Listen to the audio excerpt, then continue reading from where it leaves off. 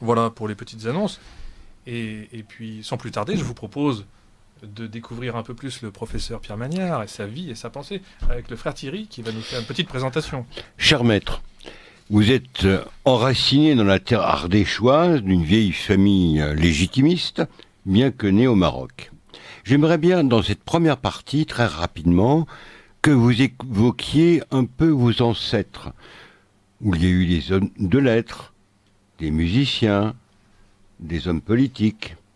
Et on pourrait dire que le point commun de tous ces hommes a été la fidélité, l'enracinement. Exactement, frère. Je situerai l'évocation de mes ancêtres sous un double signe, celui du fidèle et celui du rebelle. Car aussi loin que je monte, je trouve conjoints ces deux aspects. Enraciné de la terre ardéchoise, avez-vous dit, mes parents étaient cousins germains, nés dans la même maison, ce qui me donne comme arrière-pays un paysage de rivières et de châtaigniers, mais aussi cet atavisme de fidélité et de rébellion. Notaires royaux, administrateurs civils ou militaires jusqu'à la mort du grand roi, leur fortune a commencé à décroître à la mort de celui-ci. On ne se rend pas compte de ce que 1715 fut pour bien des familles françaises. Ah oui, effectivement. L'aïeul avait eu 16 enfants. Certes, il était lieutenant général de la maréchaussée pour tout le Dauphiné, mais pouvait-il prévoir la bassesse, la vilainie du dauphin quand Orléans sacrifia l'armée à ses bons plaisirs et à sa cupidité. De sorte que on voit les fils de ce lieutenant général, à peine parvenu au grade de capitaine des dragons, se disperser en quête d'un emploi. Plus que cela, en quête d'un État. Chose tout à fait bouleversante pour ceux qui croyaient pouvoir vivre d'une tradition et de ses rites. Et c'est ainsi que mon ancêtre passa le Rhône, puisqu'il vivait à Morat-sans-Valoir, pour s'installer dans la cité la plus industrieuse du pays, Annonay en Ardèche, et pour y concevoir l'exploitation industrielle d'une rivière en utilisant le barrage et la chute d'eau, faisant venir de Florence une roue à aubes qui entraînera jusqu'à 7 métiers et concevra ainsi une sorte d'artisanat corporatif où s'entendent à merveille un meunier, un broyeur de châtaignes, un foulonnier de drap, un corrotier, un chenevier, un moulinier, un papetier. Chose qui va fonctionner aussi longtemps que la terreur jacobine n'aura introduit avec la loi Lepelletier cette décision inique d'interdire les corporations. Autrement dit, cette exploitation associative et collégiale n'avait plus droit de s'exercer à partir de la Révolution. Et je crois que pendant la Révolution, un de vos ancêtres va être baptisé clandestinement. Eh bien, la Révolution, précisément, c'est le début de toutes nos catastrophes, de tous nos troubles, bien qu'ils étaient anticipés par les sottises du dauphin. Mais la loi Le Chapelier est de 92. Elle intervient donc en pleine révolution. C'est vraiment la destruction de tout un ordre économique et social, hein, Tout qui un va ordre engendrer une série de catastrophes, hein, qui va engendrer une véritable misère. le libéralisme extrême, On se le rend pas socialisme en retour. Enfin, Donc, ce sont des milliers de morts, des dizaines de milliers de morts, mais c'est aussi une ruine économique sans pareil que la Révolution. On ne le dit pas. La Révolution française a été aussi meurtrière économiquement pour la France que le sera un jour la Révolution russe pour l'Empire des Tsars. Proportionnellement parlant, ce sera du même ordre. Donc je crois qu'un de vos ancêtres a été baptisé clandestinement. Votre famille a protégé des prêtres réfractaires. Ben, c'est-à-dire que, à partir de la constitution civile du clergé, mes ancêtres qui, en tant qu'élus locaux, participaient aux affaires publiques, s'en sont abstenus, car ils ont toujours refusé qu'on leur imposât un prêtre jureur. Et ils ont, à partir de ce moment-là, organisé leur propre culte en hébergeant un prêtre non jureur et en lui demandant de diriger leur vie spirituelle. Et c'est ainsi que j'ai retrouvé dans les archives familiales le nom de l'abbé Dumas, que nous avons hébergé pendant les 7 ans de la Révolution et qui a assuré le suivi spirituel de mes ancêtres et de leur famille pendant la période terrible. Mais qu'est-ce que ça dit, qu'est-ce que ça veut dire? Ça veut dire que les enfants nés dans cette période ne furent pas inscrits à l'état civil. C'est ça. Et c'est ainsi qu'un de mes aïeux est sans acte de naissance, puisque j'ai retrouvé par les archives familiales, il est né en 1793, baptisé à la maison, et le registre de baptême de l'abbé Dumas a bien existé, mais menacé d'un contrôle à domicile, il l'a détruit pour éviter l'échafaud. Or ça, c'était le quotidien de nos manières pendant la Révolution. en passant, je signale que ça a été aussi une catastrophe pour le patrimoine généalogique de la France, cette révolution, avec la perte de toute une partie de l'état civil et de pièces généalogiques. Alors, il y a quelques avantages, quelquefois, à ne pas être à l'état civil, car on évite de tomber sous le coup de législation scélérate. Ah oui. Ainsi, l'oncle Pierre-Charles À éviter la conscription. a évité la conscription républicaine, la conscription napoléonienne, de telle sorte qu'il s'est retrouvé à l'âge d'homme sans être passé par toutes ses obligations. Et je crois que quelques années plus tard, lorsque l'usurpateur Louis-Philippe prendra le pouvoir, votre famille aura quelques difficultés. Ils auront quelques ennuis. Forcément, ils sont à l'époque les représentants du courant légitimiste.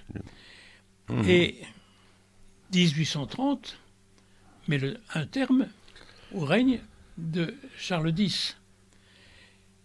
Louis-Philippe, investi par le banquier Laffitte, promu par les intérêts économiques, va être sans pitié à l'endroit de ces légitimistes qui, à l'époque, se parent d'un autre titre, celui du catholicisme social, car Donc il me semble que certains de vos ancêtres ont été assez proches du premier Lamennais. Eh bien, en fait, l'ancêtre auquel je fais allusion, celui qui a été baptisé à la maison, sera à nouveau rebelle à l'endroit du pouvoir, puisqu'il sera l'agent personnel de Lamennais dans la région. Et ce qui arrive... Lamennais légitimiste. Lamennais légitimiste et Lamennais créateur du catholicisme social. Or, il y a un événement qui va faire beaucoup de bruit dans la région. C'est la révolte en 1831 des canuts de Lyon, qui, très mal payés, demandent qu'on leur applique une législation plus humaine. Or, les canuts de Lyon vont en quelque sorte faire tache d'huile, puisque l'agitation va aller jusqu'à Annonay. Mais mes ancêtres l'ont prévenu, ils ont fermé boutique et demandé à la préfecture l'autorisation de changer le statut qui régit l'entreprise. Donc c'est cet ancêtre qui est parti, qui s'est réfugié en Belgique. Et alors, C'est bien lui. ils attendent du préfet une autorisation qui ne viendra jamais. Ils refusent de rouvrir leur exploitation, ils vont gentiment liquider leur personnel, et l'aîné sera là comme gérant de cette liquidation, le cadet, avec une part du patrimoine, ira rejoindre Lamennais, à Paris d'abord, à Bruxelles ensuite. Et c'est là qu'il va être assassiné Et c'est là qu'il va être assassiné par les nervis du roi banquier. Ça, on ne le dit pas. Mais les archives de la ville de Bruxelles conservent des traces de nombreux assassinats qui ont été perpétrés à l'endroit des agents de Félicité de Lamennais. Alors, là, une branche qui se trouve très menacée dans sa perpétuation, puisque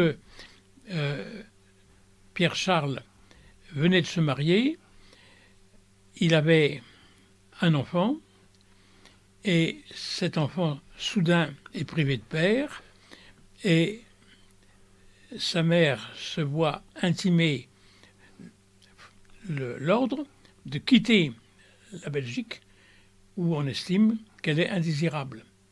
Elle rentre en France, se réfugie à Paris où elle a une sœur, demande à sa famille de l'ignorer, car elle est décidée à sauver la vie de son fils en plongeant dans la nuit. Et cette femme courageuse va accepter les fonctions très humbles et très modestes de lavandière dans un beau quartier parisien pour payer à son fils une éducation et une instruction dignes de ce nom. Ce fils, Francis, sera un jour le créateur d'un de nos organes de presse les plus prestigieux, Le Figaro. Ah, c'est intéressant. Mais avant de nous attarder un petit peu là-dessus, je vous livre un message d'auditeur qui vient de tomber. Bonsoir, Monsieur Magnard a certainement employé un mot à la place d'un autre. En effet, il a parlé du dauphin alors qu'il voulait parler du régent, Philippe d'Orléans, n'est-ce pas? Oui, Merci oui. à vous. Oui. Merci, cher auditeur. Bien vu. Oui. C'était le régent. Donc on est arrivé, fondation du Figaro. Quels sont les autres membres célèbres de votre famille? Quelques écrivains? Alors, Paul Pot. Nous avons le Francis Magnard, fondateur du Figaro, auteur de 4 ou 5 romans, rédacteur pendant 30 ans de l'éditorial qu'il aura créé pour le journal, considéré par toute la presse comme le roi de cette presse même, car il lui a donné une dignité qu'elle n'avait jamais connue auparavant, car c'était un homme de droiture, de rigueur et de vérité. Qu'elle a peut-être perdu depuis. Eh bien, à sa mort, son fils Albéric dira que la presse française, d'ici longtemps, risque de ne pas trouver une telle intégrité et une telle droiture. Mais son roman, qui n'a pas servi de trame par la suite... Alors, il a écrit des romans, mais il n'avait aucun souci de la notoriété. Il ne soignait pas sa popularité, en quelque sorte. Et il a laissé ce texte à un de ses cousins, qui était Paul Bourget, Très important. un autre ardéchois, un voisin, puisqu'il était... La ferme des Bourgets était à 10 km de la maison Magnard, tout près d'Annonay. Et Bourget, tout paysan qu'il était un homme très avisé. Il fut ainsi le chef de travaux de Marc Seguin, le constructeur des ponts suspendus. Les ponts suspendus n'ont pas été construits par Marc Seguin. Ils ont été dessinés et conçus par Marc Seguin. Les premiers ponts, celui de Tournon, celui d'Andance, ont été dessinés par Bourget.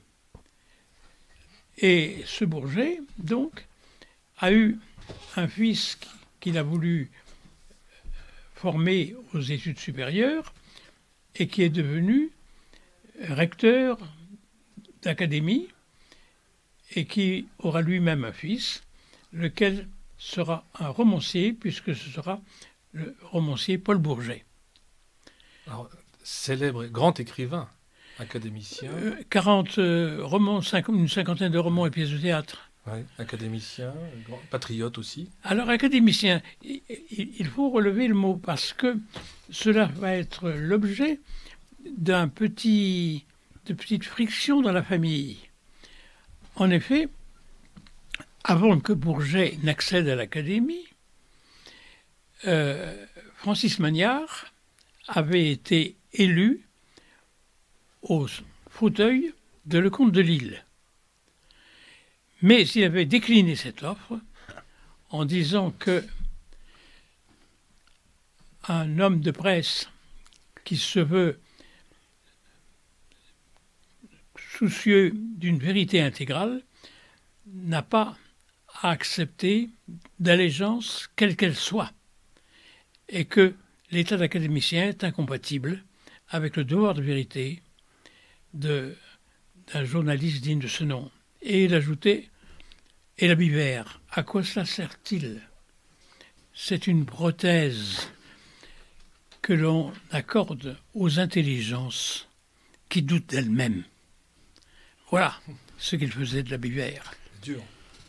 Alors évidemment, cela ne rapprocha pas les Bourget des Magnard, mais ça n'empêcha pas Paul Bourget de reprendre dans son roman Le Disciple le canevas d'un roman de Francis Magnard. Et c'est quelque chose qui serait intéressant de retrouver aujourd'hui, car on considère Le Disciple comme une œuvre parfaitement originale, alors qu'au fond, c'est un copier-coller. Ah oui, à ce point-là. Bon. Ce n'est pas du tout pour critiquer Bourget, qui a énormément de talent, mais c'était ici un exercice risqué de la part de Bourget d'aller chercher dans la corbeille à papier du cousin Magnard. Donc, il a repris le canevas. Il a repris le canevas. Bon. Vous pourriez peut-être évoquer très rapidement le grand musicien. Alors le musicien, c'est le fils donc du Figaro. C'est le fils de Francis. Albéric. Albéric, C'est même assez connu. qui a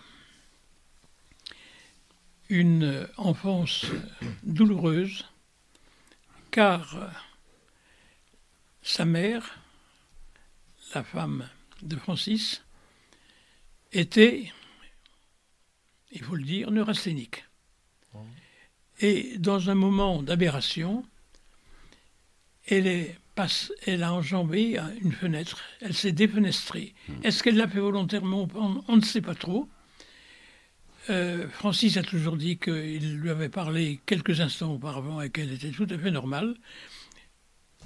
C'est un mystère. En tout cas, elle tombe du 4e étage et meurt quelques heures plus tard. De sorte que le petit Francis va être élevé par sa tante dans une atmosphère qui n'est pas à la joie, et qu'il va essayer de compenser cette sécheresse et cette dureté par une fringale de science et de connaissances, remportant tous les prix tout au long de sa scolarité et terminant avec une licence en droit en 1886 à l'âge de 21 ans. Là, son père, Francis, veut lui faire un cadeau. Il lui offre Bayreuth, le festival. Il l'envoie un peu imprudemment, où il ne fallait pas l'envoyer parce que il allait être complètement retourné par Bayreuth. Il faut vous dire que Bayreuth, en 1886, voit mourir un grand musicien, Franz Liszt, qui meurt dans les bras de Wagner pendant le festival.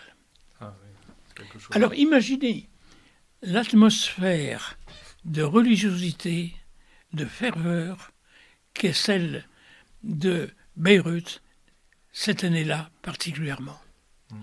Alors sans doute,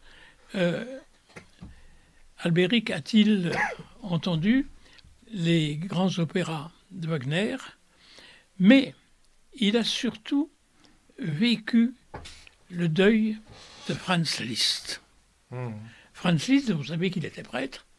Franz Liszt, à qui l'on donna une sorte d'auréole lors de sa mort, essayant de dégager la signification spirituelle de ce décès à Bayreuth. Et il faut dire que la même année, un certain Friedrich Nietzsche, qui s'intéressait à Wagner, allait publier De l'origine de la tragédie, le fameux livre où il oppose le génie apollinien et le génie dionysiaque, et où il essaie de donner une théorie de ce que peut être l'art musical. Imaginez le jeune homme très doué qu'est Albéric dans un tel contexte. Il rentre survolté à Paris et dit à son père, qui s'y était opposé jusqu'alors résolument, « J'entre au conservatoire ». Et le réaliste, le froid, l'impitoyable Francis, devant une telle détermination, dit immédiatement oui et accepte cette vocation musicale qu'autrement, dans un autre contexte, il aurait certainement contrarié. Il eût voulu faire de son fils un journaliste comme lui, s'interrogeant sur ce qu'allait devenir la presse après lui. Pourriez-vous dire un mot de ce qu'il entend par musique pure? Revenons à Bayreuth. Nous avons quelques échos de cette saison à Bayreuth par la correspondance très nombreuse qu'entretient Albéric avec tous ses amis. Et on a là une première interrogation d'Albéric sur qu'est-ce que la musique? La musique n'est pas un langage. La musique n'a aucune valeur plastique. La musique ne saurait être descriptive. La musique n'est pas là pour traduire des états d'âme. La musique est une façon de vivre en direct l'absolu. Autrement dit, il donne à la musique une dimension métaphysique, religieuse, plus que métaphysique, religieuse. Alors, le terme, comment ça se fait qu'il a été repris, et je pense que c'est pas le hasard, par Brémond, la poésie pure? Oui. Est-ce que tous les deux ne cherchaient pas la même chose? Le génial, l'admirable Henri Brémond. Alors là, vous avez un autre académicien, et là, vous avez un autre homme de lettres de très grande valeur. Il me semble qu'ils se rejoignent là-dessus. Il faut relire sa vie de Sainte Jeanne de Chantal, qui est certainement l'un des chefs-d'œuvre de la littérature française et de la littérature spirituelle. Et dire que ce livre, après avoir paru avec l'imprimature, sera l'objet d'une censure et mis à l'index. Et qu'il faudra les interventions nombreuses des amis de Brémond pour lever cet index. Marquez, Brémond était un curieux personnage. Hein. Oui, puis alors les amis n'étaient peut-être pas très ceux recommandable. qui auraient obtenu d'emblée les choses de Rome. Oui, parce qu'on a trouvé certains inédits de Brémond absolument abjects sur Sapidis. C'était quelqu'un qui aspirait effectivement à la mystique, il la décrivait, mais n'éprouvait rien. Il y a un problème chez Brémond. Et il aurait voulu être un grand auteur mystique, mais s'est contenté que de les dénicher, que de les faire connaître, ce qui est déjà pas mal. Mais l'histoire du sentiment religieux en France reste quand même Un chef-d'œuvre. un chef-d'œuvre.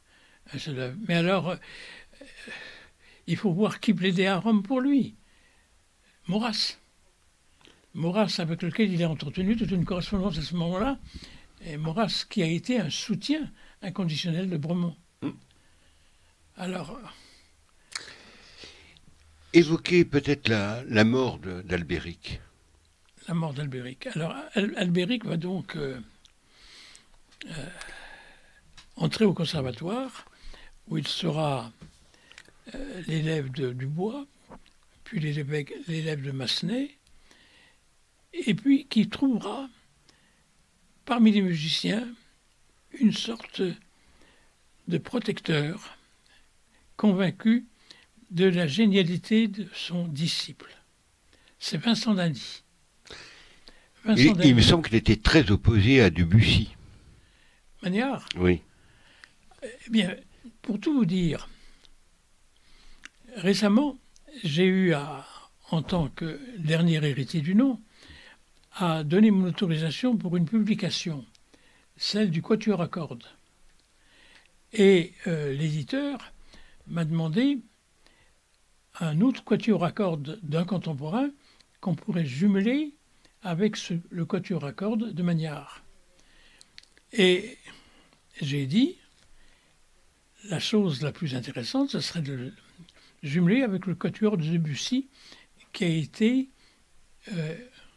réalisé 2 ans plus tôt, qui sont donc contemporains. Et là, je l'avais, en disposant de toute la correspondance que l'écoute de Debussy a inspiré à Magnard. Qu'est-ce qu'il disait? Il disait que Debussy était un très grand musicien, que sa musique n'était pas la sienne, que sa musique était à l'opposé de la sienne, mais qu'il ne voulait pas entrer dans la querelle parce qu'il ne voulait pas contester le talent de Debussy. Mais Magnard, avec hauteur, disait « Un musicien qui cherche à faire plaisir aux auditeurs en se donnant lui-même du plaisir, c'est obscène. » Voilà. Voilà Magnard à l'endroit de Debussy. Évoquez la mort d'Albéric.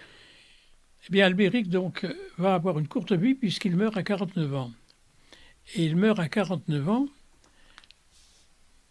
en octobre, le 3 octobre 1914, non pas sous l'uniforme d'un soldat français, mais en franc-tireur. Donc on voit l'aspect rebelle de la famille. On retrouve le rebelle, un franc-tireur. Ouais. Pourquoi un franc-tireur? Parce que, quelques 20 ans plus tôt, il y avait eu un drame de conscience qui traversa toute l'élite française. On avait condamné un innocent et quand bien même on eut découvert le faux commis par le colonel Henry, pour l'honneur de l'armée, on maintenait cette condamnation. C'est donc lors de la révision éventuelle du procès Dreyfus qu'il y a eu un problème de conscience chez bien des Français. Or, les musiciens, et surtout les amis d'Albéric Magnard, étaient plutôt rangés derrière la bannière de Vincent d'Indy, qui était l'un des dirigeants de la Ligue de la Patrie française.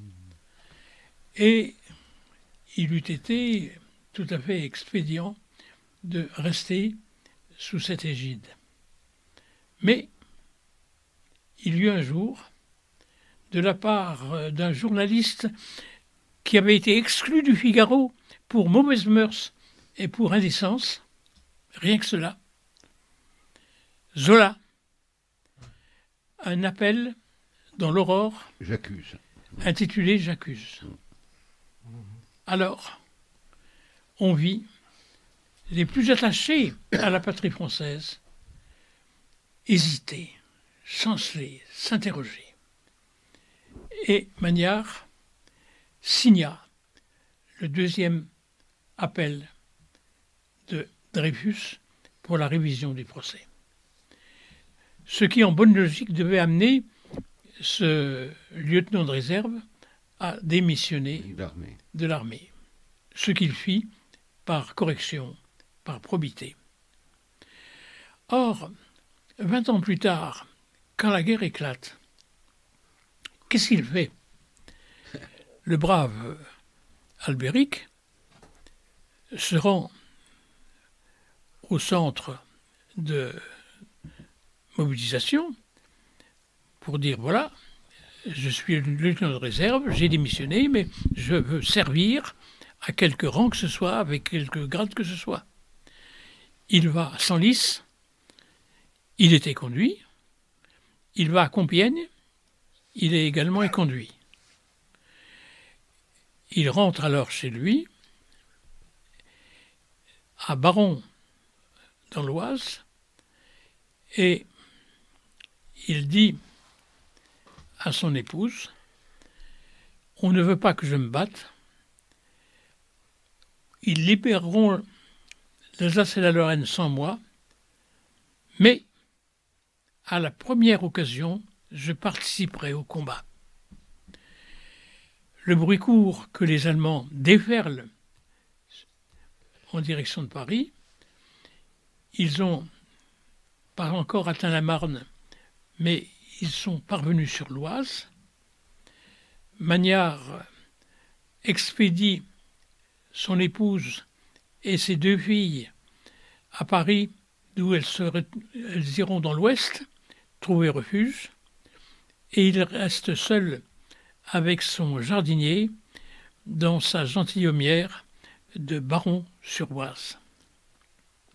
La gentilhommière des Fontaines est là, entourée de verdure, avec le musicien qui collectionne ses œuvres d'art, puisque son seul bonheur, c'est précisément de créer un climat compatible avec l'audience de ses musiques. Une chambre d'écho, comme il disait, où sa musique puisse être écoutée. Et c'est là que le 3 novembre, que le 3 octobre plutôt, 1914, arrivent les Allemands. Ils font le tour du village, puis ils s'informent, et il y a toujours des gens pour pactiser avec l'ennemi. Ah, vous cherchez des œuvres d'art? Allez donc chez le musicien. On l'a su par après, car l'enquête l'a révélé. Le musicien était là, avec son arme d'officier de réserve qu'il avait gardée, et il attendait de pied ferme.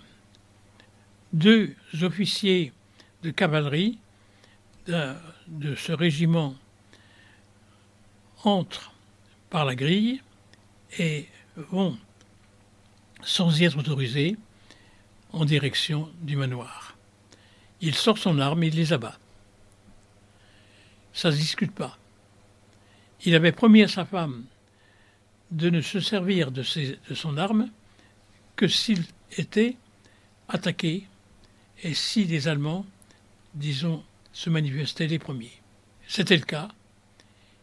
Il a fait ce qu'il avait promis. Et évidemment, les sommations interviennent. Il refuse d'y répondre.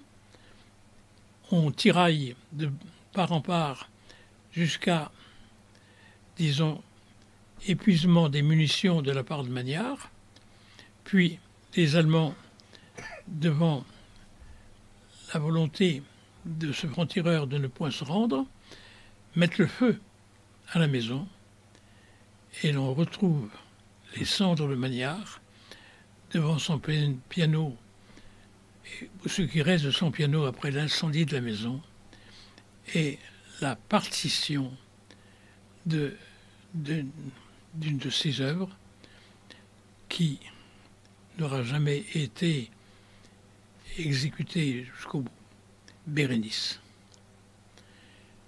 Magnard est donc mort en rebelle, rebelle à l'armée, rebelle à la République qui a condamné Dreyfus, et rebelle à toutes les lois de la guerre, puisqu'il meurt en franc-tireur. Eh bien, quelle fin, une fin qui ne manque pas de panache. Merci Pierre Magnard pour cette évocation émouvante d'une belle page d'histoire. Je donne la parole à un auditeur qui nous envoie un petit message. Merci professeur Magnard d'avoir évoqué ce grand écrivain que fut Paul Bourget. Pardonnez-moi, mais pourriez-vous nous dire de nouveau quels sont les liens vous attachant à ce dernier? Par ailleurs, Jacques Plancard-Dassac a consacré un chapitre de son livre « Doctrine du nationalisme » à Paul Bourget. Comment définiriez-vous le nationalisme de ce dernier? Merci pour l'organisation de cette belle émission. Si vous voulez répondre, mais assez brièvement. Mais je remercie l'auditeur pour son attention vigilante. Je dirais que il y a eu ces taquineries. Le paysan de Sabas, qui était le grand-père de Paul Bourget. Sabas, c'est un petit bourg qui est au-dessus de Féline et qui est à 10 km d'Annonay. Le paysan de Sabas, mon arrière-grand-père disait « il a du foin dans ses sabots ». Ce qui voulait dire que c'était vraiment un paysan huppé, qui savait gérer son bien et qui avait porté la condition paysanne aussi haut qu'elle pouvait aller. Mais il ne s'est pas contenté de ça, puisqu'il a été l'ingénieur, le père du recteur et le grand-père du romancier. Alors le romancier, je dois vous dire que il a été dans ma famille la conscience politique de mes grands-parents, de mes oncles et tantes. Tous lisaient Bourget, c'était leur conscience politique. Ouais. Beaucoup plus que Barrès. C'était Bourget.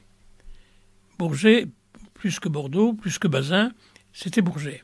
Bourget était un peu le maître à penser de la famille. Et on a toujours eu à son endroit une grande dévotion. On l'a taquiné de ses vanités académiques, mais ça, c'était une taquinerie de bonne aloi. Oui. Mais on avait à son endroit la dévotion d'un maître à penser. Très bien. Il va falloir... Alors, oui. C'est intéressant de reprendre la doctrine de Paul Bourget à son époque. C'est pas celle de Taine, c'est pas celle de Barrès. Il faudrait voir. Il y a eu de nombreuses versions du nationalisme français. Oui. Et celle de des variantes. Et celle de Bourget est celle selon laquelle j'ai été, disons, façonné et formé. La loi et les prophètes, pour nous, c'était Bourget. Mais il faudra consacrer une émission. Une autre émission. À Paul Bourget et à son œuvre. Hein. Moi, ça m'intéresse beaucoup. Et on vous réinvitera là-dessus. À vos dispositions. Parce que ils étaient très proches de Monseigneur Pi, l'abbé Cata a fait un très bon livre qui résume bien ce courant de pensée, qui était lié à Solesmes, à Lamennais aussi. Les ramifications sont nombreuses, mais qui demanderaient une émission. Oui, mais nous allons revenir sur Paul Bourget dans une émission. D'ailleurs, certains de ses livres, les meilleurs, vont être prochainement réédités. Donc et c'est prévu que le professeur fasse la préface. Voilà, donc ce sera l'occasion d'en reparler. Quant à nous, il faut faire une brève pause. Je rappelle aux auditeurs qui sont à l'écoute de Radio Courtoisie, le libre journal de la France profonde. Cette émission est diffusée en direct le jeudi 20 octobre 2022 de 21h30 à 23h et en différé le dimanche 23 octobre de 21h30 à 23h aussi. Nos invités sont le professeur Pierre Magnard ainsi que le frère Thierry. Si vous nous écoutez en direct, donc ce jeudi 20 octobre, vous pouvez nous faire part de vos remarques et de vos questions par téléphone au 01 46 51 00 85 ou par courrier électronique à l'adresse courtoisie@radiocourtoisie.fr. Et nous nous retrouvons tout de suite pour la deuxième partie, après un petit bobino et un bref morceau de musique. Bon, là. Vous appréciez cette émission? Alors aidez Radio Courtoisie à en produire d'autres. Rendez-vous sur soutenir.radiocourtoisie.fr. Merci d'avance.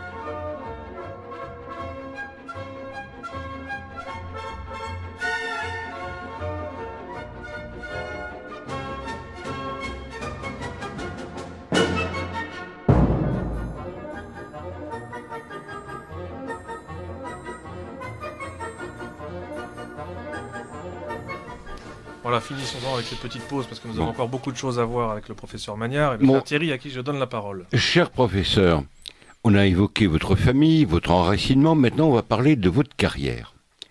Vous montez à Paris pour faire des études de lettres. Vous pensez vous consacrer à l'étude des muses, latin et grec, et en fait, votre vocation c'est la philosophie. Je crois que en lettres supérieures, vous allez rencontrer un de vos,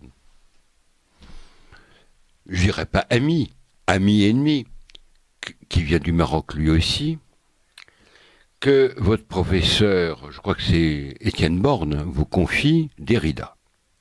Il vient pas du Maroc, il vient d'Algérie. D'Algérie, oui, mais enfin... Bon. C'est pas la même chose. Oui, c'est pas la même chose.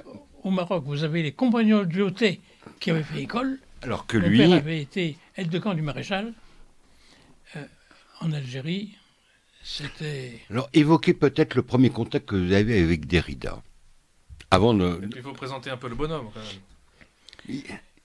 Eh bien, c'est tout simple. Je suis en Cagne à Louis-le-Grand.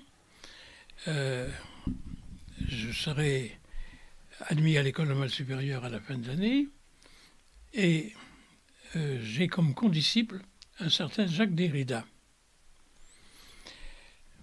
Et ce Jacques Derrida, d'entrée de jeu, m'étonne par le refus qu'il manifeste à l'endroit des valeurs qui sont les nôtres. En tant que candidat à l'école normale supérieure, nous défendons une certaine culture et une certaine tradition. J'étais déjà en Cagne, un disciple précisément du père Festugière, avec lequel j'étudiais une sorte de platonisme chrétien tel qu'il devait se constituer tout au long de ce premier Moyen-Âge qui aboutirait à la rédaction des grands textes du deuxième, du troisième et du quatrième siècle. Donc, c'était dans cet hellénisme que je me situais. Or, Jacques Derrida faisait preuve, déjà à l'époque, d'une totale cécité et surdité à l'endroit de cette tradition qu'il ne comprenait pas. Et comme j'avais été chargé par Étienne Borne d'essayer d'apprivoiser ce sauvage, de l'éduquer et de le sensibiliser à ce que pouvait être l'humanisme, il eut cette terrible réponse Ce que je ne peux pas m'approprier, je me fais un devoir de le détruire. On germe là toute sa philosophie. Et il ajoutait, tout ce que tu représentes, christianisme et hellénisme conjoints, dans une tradition que tu voudrais essayer de reconstituer, je le déteste et je me ferai un bonheur de lui faire la guerre tout au long de ma vie. J'ai rompu avec Derrida à ce moment-là et m'étant ouvert à mon ami Michel Serres de cette barbarie, Michel me dit simplement il faut traiter ça par le mépris. Derrida et consorts, ce sont les hommes du ressentiment. Ils ne sont pas capables d'un autre rapport à la tradition. L'homme du ressentiment. Il faut préciser que ce Derrida est un philosophe qui a eu une influence considérable. Chef de file du mouvement des déconstructeurs. La notion n'est pas nouvelle. Et justement, déconstructeurs, si j'ai voulu ça a commencé avec Derrida et d'autres, parmi les plus célèbres qu'on peut associer à ce mouvement, Foucault et Deleuze. Vous, frère Thierry. Si j'ai voulu évoquer cet épisode alors que vous êtes tout jeune, c'est que dans cette réponse de Derrida, il y a en résumé toute sa doctrine, détruire. L'homme du ressentiment. Oui. Donc, on va aller très vite parce qu'on a beaucoup de choses à évoquer. Votre thèse, vous la faites sur Pascal. Mais auparavant, je voudrais quand même dire pourquoi je suis devenu philosophe alors que j'étais venu en Cagne. Pour les lettres. Pour les lettres. Pour le latin et surtout pour le grec.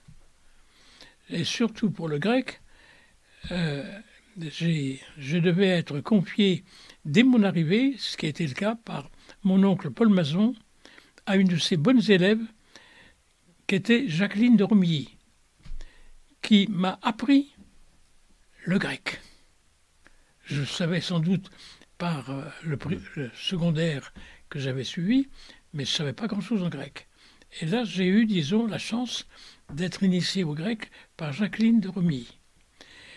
Mais alors, ce que je voudrais dire, c'est pourquoi suis-je passé de la littérature à la philosophie? J'arrivais d'Afrique du Nord, du Maroc, où mon père nous avait installés en septembre 1942, lorsque il s'avérait que le débarquement américain était imminent et que la reconquête allait être possible. Et mon père avait pris des engagements envers l'intendance de l'armée française pour la réalisation de ce qu'on appelait le plan B, c'est-à-dire la reconquête du sol national à partir de l'Afrique du Nord. Et comme il fallait chausser des milliers et des milliers de combattants, on demanda à mon père la construction d'une tannerie moderne et d'une fabrique de brodequins et de harnais pour équiper tirailleurs, spahis et goumiers. C'était donc dans le cadre de cette aventure que je me suis trouvé au Maroc et que je découvre la France de 1946, 47. 47, j'ai 20 ans. Qu'est-ce que je vois? Les Français n'aimaient pas les Français. Mais les Français ne s'aimaient pas eux-mêmes. Ils avaient à leur endroit une mauvaise conscience, comme on disait à l'époque. Et moi qui avais vécu l'épopée d'une armée sortie de terre en quelques mois et remportant la victoire, je me trouve en quelque sorte confronté avec ce qui me semblait déjà le comble du nihilisme. On en reparlera de ça. Donc vous passez votre thèse sur Pascal et ça va être déterminant, je pense, pour votre carrière. On va aller très vite. Vous êtes professeur à Dijon, où je crois que vous rencontrez le professeur Jean Brun, qui est un philosophe de l'esthétique. Oui. Et seulement après, vous passez à la Sorbonne. J'aimerais bien que vous évoquiez au fond votre œuvre majeure et comment vous avez pu ordonner, trouver le classement qu'avait prévu Pascal pour son œuvre Les Pensées. Eh bien, quand j'ai commencé cette thèse sur Pascal, que je n'ai pas inscrite, c'est le professeur Henri Gouillet, encore un académicien, qui l'a inscrite en mon nom, sans même demander à son dirigé que j'étais la permission de le faire. Et confondu par le dévouement de ce grand monsieur, je me suis exécuté et j'ai écrit la thèse. Mais alors, il y avait, à l'époque où j'ai fait ma thèse, le débat était de savoir quel classement adopter pour les fragments découverts par Gilberte Pascal au lendemain de la mort de son frère. Il faut vous dire que Blaise Pascal est décédé au domicile de sa sœur, qu'il avait fait transporter chez elle, en raison de son état de santé. Et elle raconte que, au lendemain de ce décès, mue par une curiosité qui était légitime, elle a voulu ouvrir le secrétaire de son frère pour y découvrir cette apologie de la religion chrétienne qu'il avait annoncée à tous ses amis. Or, au lieu d'un livre, elle découvre 2 boîtes à fiches. Stupeur, consternation. Des fragments, ou très courts, ou quelquefois un peu plus longs, enfilés sur un fil de coton et constituant des liasses. Les 27 liasses classées, les 34 liasses non classées, avec un titre pour chaque liasse. Qu'est-ce que cela voulait dire? Dès 1670, Port-Royal donne un premier classement de ces fragments et depuis lors, il ne se passera pas de décennie sans qu'un nouveau classement ne paraisse en librairie. Autrement dit, la redistribution des fragments va être le travail des commentateurs de Pascal depuis 1670 jusqu'à ma thèse. C'est-à-dire, elle est soutenue en 1973. Et elle va mettre un terme à ce genre d'exercice fastidieux. À tel point qu'on a pu dire, manière à fermer notre fonds de commerce, il n'y a plus possibilité de proposer un classement des fragments. Car en réalité, qu'est-ce que j'ai découvert? La pensée de Pascal est une pensée en archipel, comme le disait Maurice Blanchot. Une pensée en archipel, c'est-à-dire qu'il faut essayer à faire surgir un ordre de la distribution des fragments. Or, comment ces fragments se distribuent-ils? Jusqu'à ma thèse, les éditeurs cherchent à introduire une logique dans leur classement. Et cette prétendue logique devrait aboutir à constituer une œuvre de présentation de la religion, une défense de la religion. Or, ce que j'ai découvert, c'est que ce projet était infirmé par Pascal lui-même, qui dit quelque part qu'il n'y a qu'un ordre, et cet ordre, c'est celui de l'Écriture sainte. que si on est capable de retrouver l'ordre de l'Écriture sainte, alors on peut donner à son propre livre une cohérence correspondant à l'esprit évangélique. Et c'est ainsi que je proposais que l'on renonçât à ce que j'appelais l'ordre syntaxique pour lui préférer un ordre parataxique. Qu'est-ce que la parataxe ? La parataxe, c'est la distribution des fragments dans l'espace du papier, de telle sorte que cette distribution fasse sens en elle-même et par elle-même. L'ordre parataxique. Les calligrammes sont des parataxes, par exemple. Les poèmes sont souvent des parataxes. Or, comme je le devais démontrer, l'Évangile est conçu selon un ordre parataxique. Et vous n'êtes pas appuyé essentiellement sur l'Évangile de Saint-Luc ? Sur l'Évangile de Saint-Luc, tout simplement parce que j'ai eu le concours très vite d'un ami jésuite, qui est devenu ami du fait de notre recherche commune, Roland Ménet, qui écrivait un livre sur l'Évangile de Luc. Et nous avions pris ensemble une parabole, celle du bon samaritain. Le pharisien demande au Christ, qui est le prochain ? Qui est ton prochain ? Le Christ ne répond pas à la question. Il renvoie le samaritain à ses propres préoccupations. Le samaritain, plutôt le pharisien. Le pharisien récidive sa question. Alors le Christ raconte une histoire. L'histoire de ce malheureux laissé pour mort au bord de la route, que ni le prêtre ni le lévite ne viennent secourir, mais que le bon samaritain va ramasser, penser, soigner et conduire à l'autel pour qu'il y soit secouru. Et ensuite, après avoir raconté cette histoire, le questionnement reprend avec cette réponse. Quel est donc le prochain ?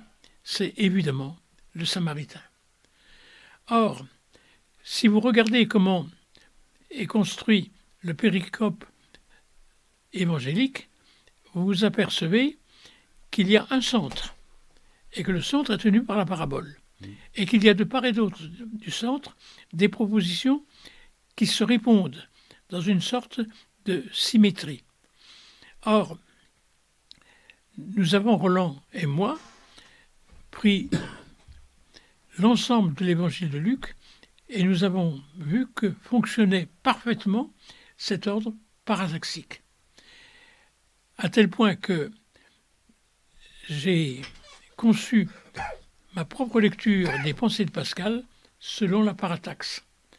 Donc, il ne s'agit pas d'un livre d'apologétique, comme le voulait la tradition, mais un livre d'herméneutique, où précisément cette disposition parataxique était révélatrice donc de sens. Votre thèse qui a été publiée, je crois, aux Belles Lettres. Oui. Ensuite, votre dernier livre sur Pascal, on pourrait dire que c'est le joyau de votre apport à la recherche. Vous avez écrit, vous êtes intéressé beaucoup à Montaigne, vous êtes intéressé en son temps au père de l'Église, puisque vous avez été, je crois, membre du conseil scientifique des sources chrétiennes. Oui. Vous êtes intéressé à la patristique et à bien d'autres sujets.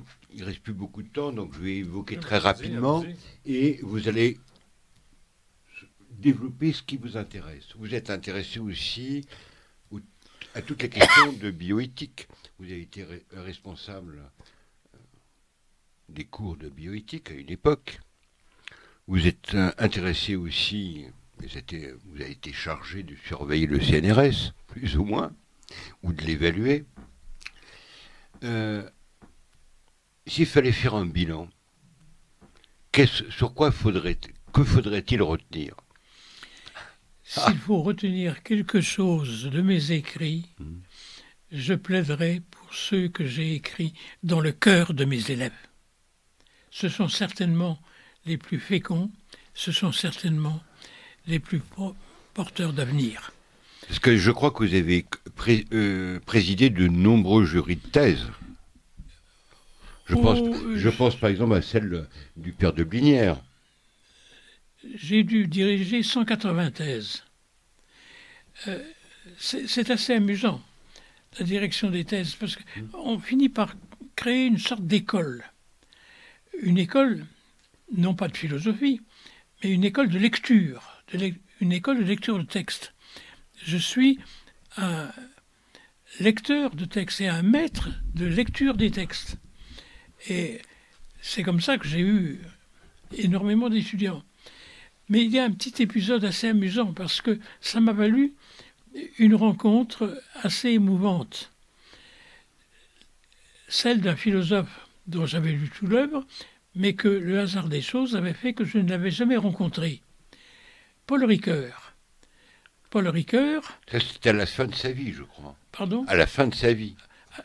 C'était la fin de sa vie, puisque il devait mourir peu après. Barbara Cassin, une amie commune, une gentille collègue, me téléphone un jour. Tu viens avec ton épouse souper le jour que tu veux de la semaine. Je te ferai rencontrer quelqu'un que tu connais depuis longtemps, mais que tu n'as jamais rencontré physiquement. C'est Paul Ricoeur, car il veut absolument te voir. Alors, je me rends donc avec mon épouse le soir indiqué chez Barbara et on trouve un Ricoeur qui me dit « Je tiens à vous voir car mon médecin m'a fait savoir que je n'avais que quelques semaines de vie encore devant moi et je voudrais mettre quelque chose au clair entre nous. » J'ai cherché dans les catalogues ministériels et j'ai découvert que nous avions à peu près le même nombre de thésards. Vous en avez quelques-uns en plus. Et alors, je tiens à vous dire que c'est un des grands soucis de ma vie. Je vais paraître devant le Père éternel dans quelque temps. Et j'ai l'impression que j'ai trop souvent agi en fonction de la notoriété, pour le lustre et la gloire que pouvait me donner d'avoir constitué une telle école. Et quand j'ai vu que vous aviez autant, sinon plus de thèses que moi, j'ai dit, je vais demander à Magnard comment il vit en conscience cette situation. Et alors là, j'ai expliqué que ce devoir de direction était un devoir tellement lourd, non seulement parce qu'il fallait lire les thèses, non seulement parce qu'il fallait les annoter et les diriger, mais aussi parce qu'il fallait, au moral et au spirituel, en assumer l'orientation. Nous ne sommes pas l'étoile vers laquelle marche le laboureur, mais nous sommes quand même très responsables de l'orientation morale et spirituelle de nos chercheurs. Et là, pendant 2 heures peut-être, car il était très avide de savoir, Ricoeur m'a interrogé sur précisément ce qu'était ce devoir de conscience et en quoi il nous obligeait à l'endroit des thésards. Et quand on s'est quitté, Ricoeur m'a remercié avec la dernière des chaleurs et même des affections, bien que l'on ne se connût que depuis quelques heures. Et 15 jours plus tard, Barbara me téléphonait. Ricoeur est décédé. C'était en quelque sorte une confession extraordinaire. Une confession du protestant qui n'a oui. pas de confesseur et qui en cherchait un. Est-ce que Alors, vous oui, ce que pourriez c'est- évoquer, puisque l'heure tourne malheureusement, on n'aura pas évoqué, épuisé tous les sujets qui peuvent être intéressants, votre lien que vous avez pu entretenir à différentes époques avec Heidegger. Eh bien, ce sera pour dire qu'Heidegger fut d'une manière indélébile chrétien jusqu'au dernier jour. Ou plutôt, c'est cela qu'il a tenu à me faire savoir. Est-ce que vous l'avez rencontré après? Oui, mais Après la correspondance que vous avez entretenue avec lui lorsque vous étiez étudiant. je l'ai rencontré à une époque où il était encore jeune. Je ne l'ai pas rencontré à la fin de sa vie. Il a tenu à me dire cela. Il a tenu à me dire que si l'on avait été vraiment chrétien, on ne pouvait pas s'en défaire. C'était indélébile. Et il m'a, à ce moment-là, fait passer un texte. Un texte que je pourrais peut-être vous donner en conclusion de cet entretien. C'est la méditation du clocher. Il est fils du sacristain qui sonne les cloches. Il est fils du charpentier, puisque ce sacristain est lui-même charpentier. Lequel charpentier était fils d'un maître cordonnier. Tous ces gens qui travaillent de la main, l'intelligence de la main. Et Heidegger me disait, la main, c'est tout ce qui pense en nous. Puisque l'art du menuisier est d'aller chercher dans le bois les formes qui y dorment. L'art du cordonnier, c'est de modeler la chaussure à partir du toucher que l'artisan prendra du cuir. Tout ça, c'est l'art de la main. Mais la main est aussi ce qui bénit. La main jointe à l'autre main est ce qui prie. La main est ce qui nous met sous le signe de Dieu. Voilà le dernier Heidegger. Et alors, l'épisode du clocher. On m'a demandé de dire le plus beau souvenir de ma vie. Le plus beau souvenir de ma vie, c'est la nuit de Noël au clocher de Maastricht, puisque tel est le nom de la ville natale. Quand, à 4 heures du matin, le sonneur de cloche allait se suspendre à ses cloches pour convoquer les chrétiens à la messe de l'aurore, et que tous les enfants du village se retrouvaient dans le clocher, dans l'attente de la réception que leur préparait la femme du sacristain, la femme du sonneur de cloche. Et il disait, au soir de ma vie, si on me demande mon plus beau souvenir, ce qu'on n'oublie jamais, et ce qui continue à éclairer mon existence, c'est la nuit de Noël dans le clocher de Maastricht. À tel point que lorsque il connaîtra des années terribles, des bombardements alliés, la nécessité de fuir, qu'est-ce qu'il fera de ces écrits auxquels il tient le plus, ceux qu'il veut qu'on ne perde pas? Il les transportera à bicyclette sur 80 kilomètres pour aller, bizarrement, car ce n'est pas une garde, les cacher dans la seule recette qui puisse les abriter, le clocher de Maestricht. Il était assez proche, me semble-t-il, de l'abbaye de Beuron. Il était très proche de Beuron. Et j'ai eu le récit de sa dernière visite à Beuron avant sa mort. C'est Jean Beaufray qui le visite, et Jean Beaufray me l'a raconté. Et Jean Beaufray lui dit à un moment donné, « Maître, vous auriez envie de faire une petite promenade ?» Et Beaufray lui dit, « Oui, tu m'emmènes à Beuron, 4 kilomètres. » Bon, Beaufray l'emmène à Beuron, et ils vont à Beuron, c'était la fin de l'après-midi, ils assistent au complit. Et Beaufray, qui est complètement agnostique,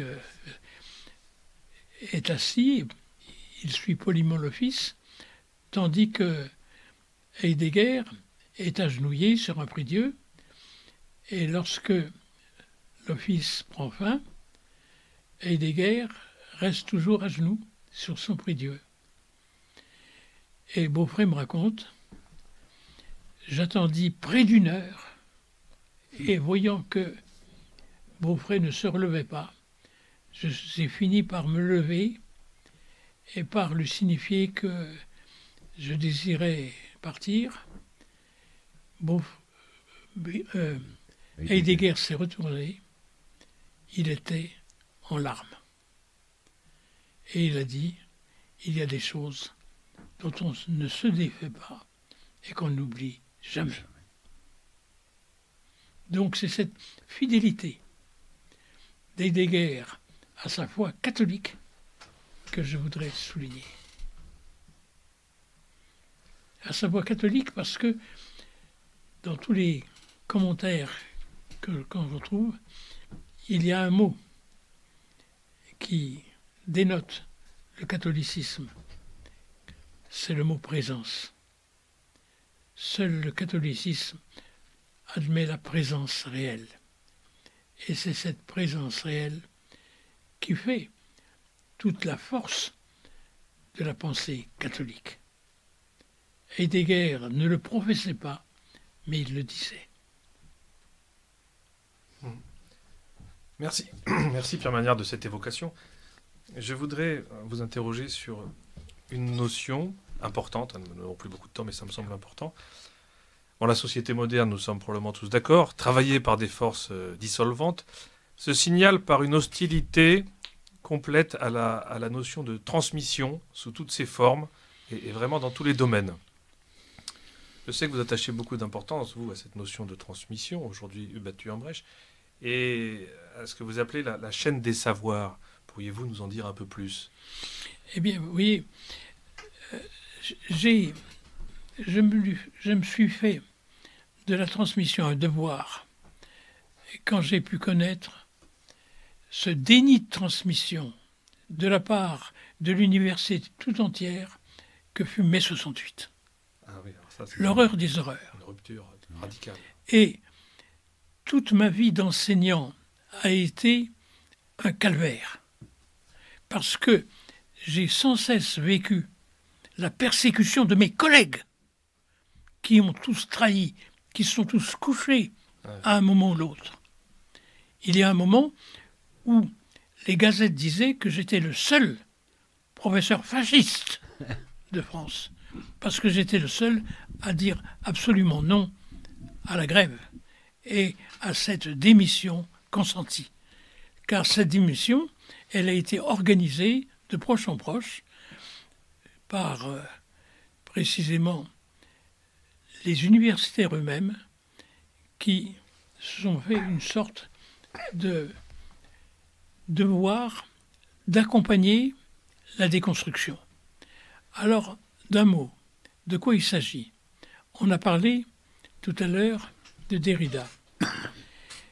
Ce que je dirais, c'est que ce que j'ai constaté dans la société française quand je suis arrivé du Maroc pour commencer mes études au lycée Henri IV, c'est ce que mon ami Richard Millet, quelques 30 ans après, appellera la fatigue du sens.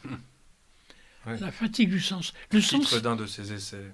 Le sens, c'est le titre d'un ouvrage, La fatigue du sens, d'un ouvrage excellent qui n'a pas pris une ride et qu'il faut relire aujourd'hui. La fatigue du sens.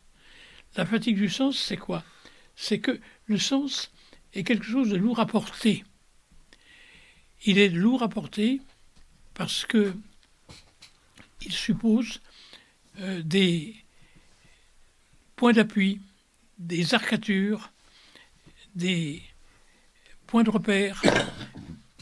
On ne peut pas, disons, vivre le sens dans un état à la dérive. On ne peut pas vivre le sens dans une société en situation d'abandon. On ne peut pas vivre le sens dans un monde qui aurait renoncé à tout souci d'éducation et de promotion. Or, c'est l'effondrement de toutes les valeurs auxquelles on a assisté depuis les années 46, 47, 48 et qui n'a pas cessé de s'effectuer jusqu'aujourd'hui et qui se continue encore aujourd'hui. Effondrement de toutes les valeurs.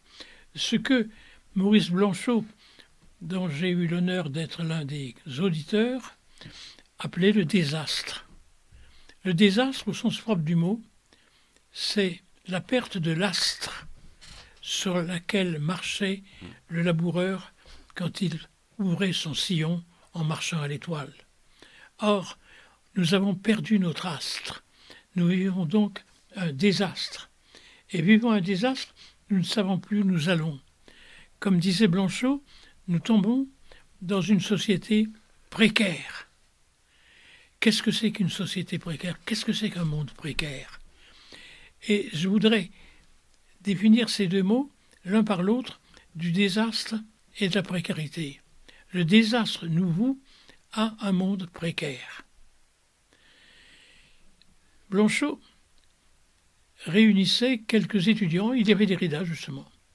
Il y avait Foucault, il y avait Deleuze, il y avait Bourdieu, il y avait Lyotard.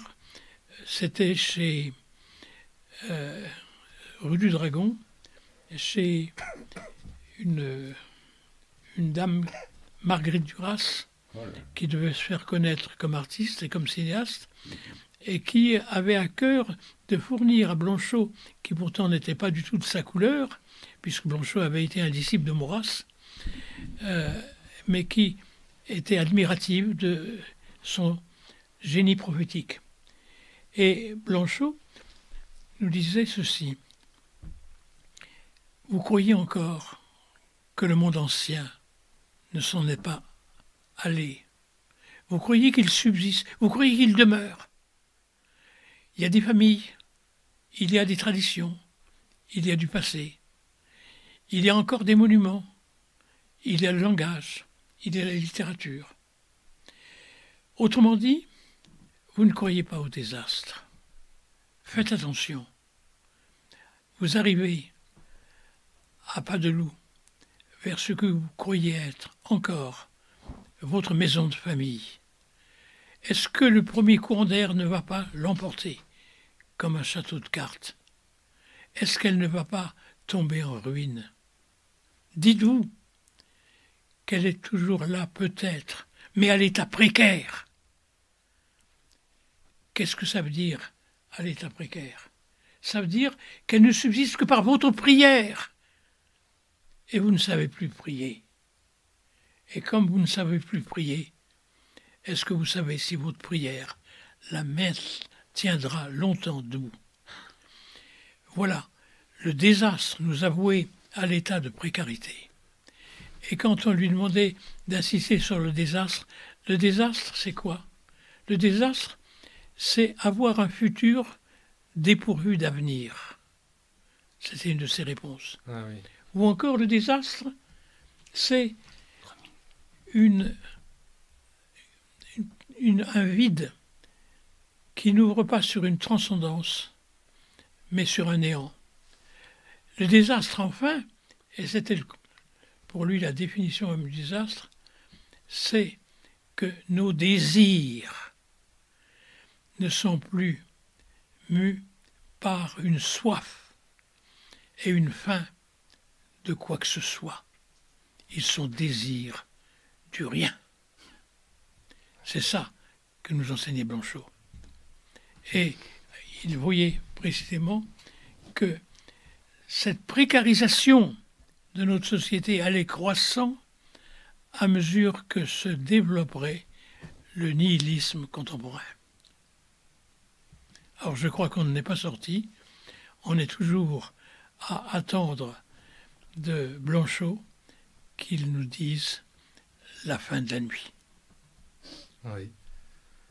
Eh bien, écoutez, ce sera sur ces belles paroles que nous allons devoir Cher nous maître, quitter. vous pourriez peut-être évoquer pour les auditeurs très rapidement le titre de votre dernier livre, afin qu'ils puissent le trouver à la librairie française. Livre très intéressant et très Penser, riche. c'est rendre grâce. Penser, c'est rendre grâce. Penser, c'est rendre grâce. Le titre, Paru chez le Centurion. Oui, et vous le trouvez à la librairie française, pour un prix très modique. penser, c'est rendre grâce. Alors malheureusement, on n'a pas pu évoquer Montaigne, on a bien d'autres sujets, Bon, écoutez, montre de temps. D'autres raisons de se retrouver. Voilà. Voilà. On va revenir. Merci beaucoup, Pierre Magnard. Merci, frère Thierry. Et à bientôt, chers auditeurs. Merci, chers amis.